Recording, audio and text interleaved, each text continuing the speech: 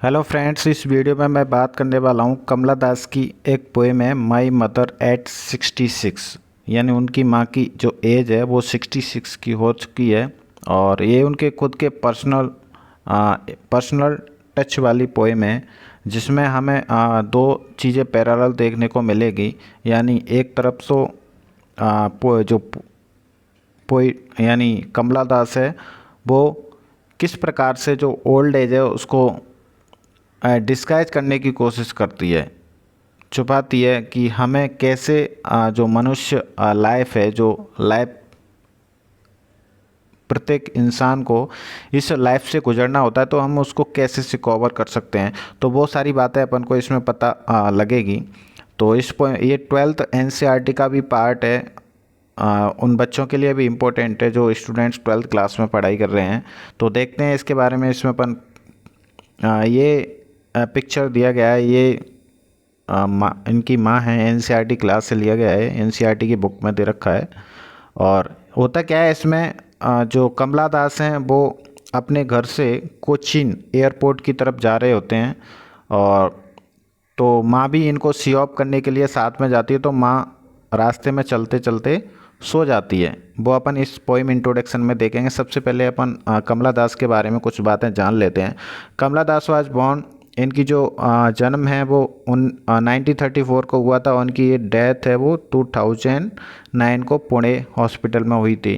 तो इनका जन्म हुआ था पुन्नायुरकुलम, त्रिशूर डिस्ट्रिक्ट गांव है। पुन्ना एक कुलम, ये साउथ के नेम है, ऐसे ही होते हैं अटपटे से।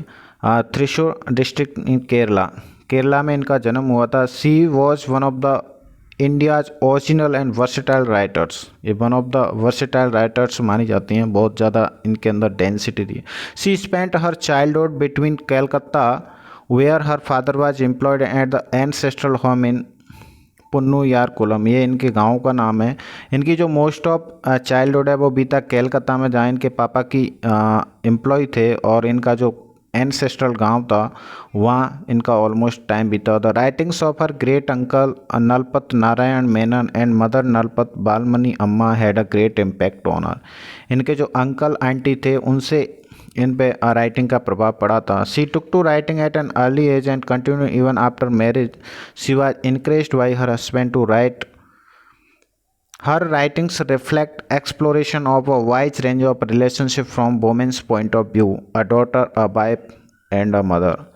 ऐसा कहा जाता है कि इनका जो रिलेशन है कमला दास का वो अच्छा नहीं रहा था। और ऑलमोस्ट उन्होंने हर तरीके से जो वोमेनहुड है उसको जाना, अ डॉटर के तौर पर, अ वाइफ के तौर पे, अ मदर के तौर पे। तो ये सारी बातें उन्होंने अपनी राइटिंग्स के थ्रू लोगों के सामने लेकर आई। Her works are filled with women's desire for self expressions and freedom. इनकी जो राइटिंग्स हैं वो ऑलमोस्ट वोमेंस, जो महिला होती हैं, उनकी इच्छा होती है सेल्फ एक्सप्रेशन एंड फ्रीडम। तो इनसे ये पूरी तरीके से फिलअप हैं।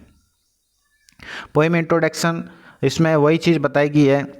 Through though ageing is a natural process. जो एजिंग है यानी वर्ष का बढ़ना एक नेचुरल प्रोसेस है। Yet the fear of separation from your loved and near ones is very painful. जब आप किसी अपने नज़दीक से अलग हो रहे होते हैं तो ये आपके लिए बहुत बड़ा पेनफुल होता है। The poem talks about the feeling of loneliness that aged people experience and the feeling of guilt which their offspring experience for not being able to be with their parents in their old age. यानी ये poem हमें ये बताती है कि किस प्रकार इंसान लोनलीनेस को फील करता है। लेकिन जैसे जो हमारे घर में ओल्ड एजेस वाले होते हैं उनको इंसान की ज़रूरत होती है, लेकिन फिर भी अपन उस चीज़ को पूरी नहीं कर पाते हैं। तो लोनलीनेस को बताता है, लॉस को बताता है। The poem also explores the feelings of melancholy and pain that a daughter experiences while leaving her mother. यह पोएम उन फीलिंग्स को भी एक्सप्लोर करती है, उस दुख को भी एक्सप्लोर करती है कि जब वह अपनी माँ को छोड़ रही होती हैं, अपनी माँ को छोड़कर जा रही होती हैं। All by her self at a ripe old age, जब उनकी कंप्लीट ओल्ड एज है फिर भी वो वहाँ उनके पास नहीं रुक पा रही हैं। The agony of separation is brought forward in this poem very explicitly. यानी इस पोएम में हमें सेपरेशन का जो तड़प है वो देखने को मिलती है। The poem in a way also sends a very strong message to the youth of today. ये पोएम है वो जो आज का युवा वर्ग है उसको एक मैसेज देती है। Don't be so busy in fulfilling your desires and wishes. अपने आप को इतना बिजी मत रखिए अपनी डिजायर्स में, अपनी इच्छाओं में, कि you forget to take care of your elderly parents, कि तुम अपने बूढ़े माँ बाप की टेक केयर करना भी भूल जाएं, जैसा किसने किया था, कमला दास ने अपनी माँ के साथ किया था। तो वो ये आज के यूथ को ये संदेश देना चाहती है।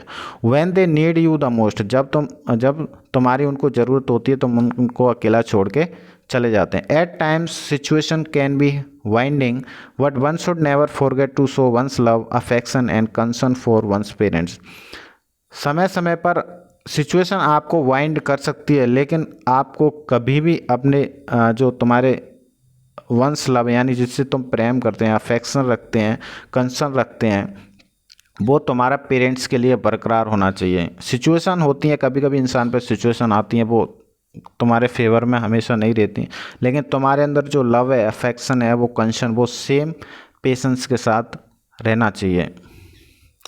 अपन टेक्स्ट एक्सप्लेन करते हैं। इसके बाद मैंने कुछ वर्ड मीनिंग भी दे रखे हैं, तो ये आप देख लेना। जैसे डोज का मतलब होता है ऊँघना, ये वर्ड आएंगे इसमें। आसन का मतलब होता है राख के समान बेजान सा दिखना।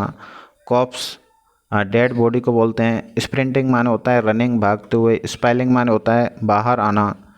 सिक्योरिटी सुरक्षा, चेक जांच। वेन एक ये अच्छा वर्ड है, वेन माने होता है हेजी मुरझाया हुआ। पेल का मतलब होता है फीका, पीला पड़ जाना। फेमिलियर नॉन होता है, और एक माने होता है दर्द। अब इसका अपन टेक्स्ट एक्सप्लेन करते हैं। अच्छी पोएम है, आज के यूथ के लिए जानना बहुत ज़रूरी है इसको।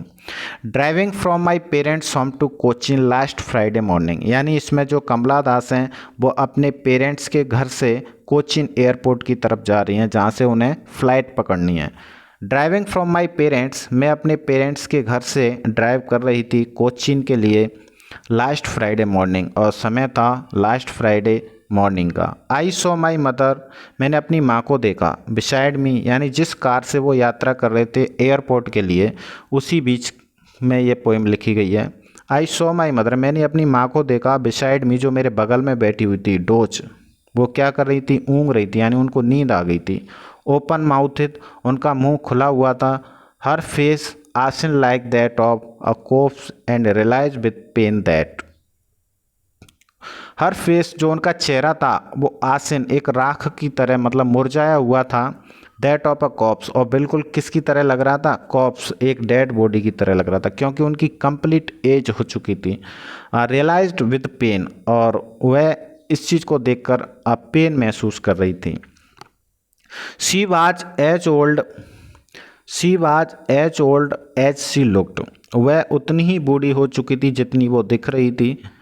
But soon put that thought away, लेकिन जल्द ही उन्होंने इस विचार से अपने आप को बाहर निकाल लिया, कमला दास ने। And looked out at young trees sprinting, और उन्होंने अपने कार की खिड़की से बाहर झांकते हुए देखा।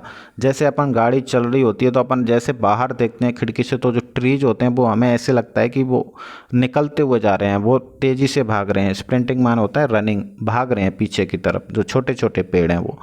The merry children spilling out of their homes, merry मतलब होता है हैप्पी, चिल्ड्रन बच्चे, स्पाइलिंग माने होता है बाहर आना। जो बच्चे हैं, छोटे छोटे बच्चे हैं, वो खुशी से अपने घरों से बाहर आ रहे हैं। But after the airport security check, इतने में ही वो एयरपोर्ट पर पहुंच जाते हैं। सिक्योरिटी चेक से पहले standing a few yards away, वो अपनी माँ से कुछ दूर ही खड़ी थी। I looked again at her, मैंने फिर से अपनी माँ की तरफ देखा। वेन पेल फेस, उनका जो चेहरा था वो बिल्कुल वेन हो चुका था, मुरझाया हुआ था, पीला पड़ चुका था। Face as a late winter's moon, बिल्कुल उस तरह जैसे जो विंटर्स का मून होता है उस चंद्रमा की तरह वो चमक रहा था उनका फेस।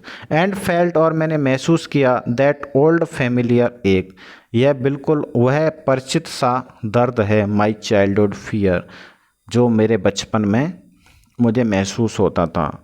यानी यहाँ उन्होंने जो उनका रेमिनिशेंट मूड है वो भी अपन दिखाई पड़ता है, बचपन की तरफ जाती हुई दिखाई देती हैं। But all I said was, लेकिन जो कुछ भी मैंने कहा, सी यू सून, उन्हें जल्दी से ही। सी ऑफ बोला अम्मा, and all I did was smile and smile and smile, मैं ये सारा कुछ भूल के ये अपने मुस्कुराते हुए आगे निकल गई। यानी इसमें उन्होंने दोनों बात बताने की कोशिश करी है। एक तो उन्होंने कैसे उन अपने जो पेन था उनके अंदर, अपनी माँ को देखकर जो पेन आया, उससे कितनी जल्दी उभर कर बाहर आ गई, और ये संदेश भी दिया है लोगों को कि आपको ऐसा नहीं करना चाहिए। आपको जो आपके लव्ड वंस हैं, आपके पेरेंट्स हैं, अगर उनको ज़रूरत है, अपने आप को इतना बिजी मत रखिए कि आप उनका देखभाल नहीं कर पाए। तो ये एक मैसेज भी देती है और एक अच्छी पोएम है। तो मैं आशा करता हूँ कि आपको अच्छी लगी होगी। तो थैंक्स फॉर वॉचिंग, और आप जो 12th क्लास के स्टूडेंट्स हैं वो इसको अच्छे से पढ़ें। Thank you.